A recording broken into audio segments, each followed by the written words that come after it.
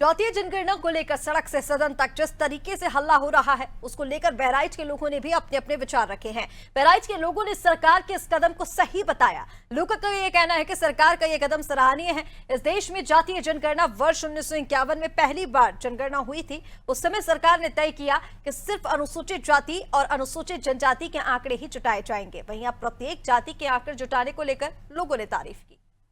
सड़क से सदन तक इस वक्त जातीय जनगणना को लेकर जिस तरीके से महाभारत छिड़ी हुई है, उसको लेकर नेपाल के बहराइच के लोग क्या समझते हैं, क्या जानते हैं, उससे पूछते हैं कि सरकार का ये जो मुहिम चल रहा है जातिगत आरक्षण को लेकर, जातिगत जनगणना को लेकर, कैसे इस दृष्टि को देखते हैं? क्या सरकार दबाव में काम कर रही है या सरकार का यह निर्णय सही है?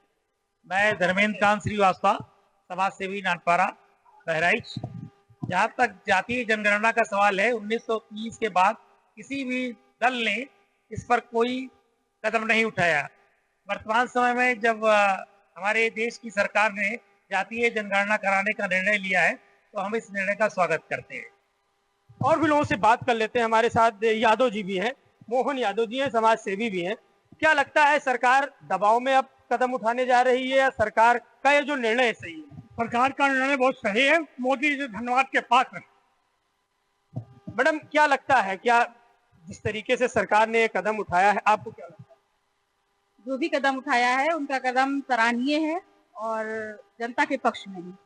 क्या लाभ होगा जनता को, क्या लाभ होगा, बता सकते हैं? लाभ और भी लोगों से बात कर लेते हैं। सरकार ने जिस तरीके से जातीय जनगणना कराने का निर्णय लिया है, बड़े पैमाने पर विपक्ष घेरता रहा कि सरकार जातीय जनगणना नहीं करा रही है। बिहार का चुनाव भी है करीब में। क्या लगता है, चुनाव का डर है या विपक्ष का दबाव है या सरकार की मजबूरी है? देखिए, जातीय जनगणना 1930 के बाद से हुई। कांग्रेस का लंबे समय तक शासन में सत्ता रहा, उनका वो देश पे राज किए हैं। जातीय जनगणना से सभी जातियों में ये पता चल जाएगा कौन ओबीसी की कैटेगरी में है, कौन सामान्य है, और इससे सरकार को भी क्या लाभ देना है, क्या किसको लाभ मिलना है, कौन पात्र है।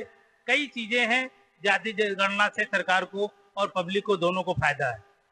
क्या लगता है, जो चुनाव चल रहा है अभी, बिहार का चुनाव, ऐसा तो नहीं कि चुनाव को देखते हुए मोदी जी ने एक बड़ा निर्णय लेने जा रहे हैं, भाजपा लेने जा रही है?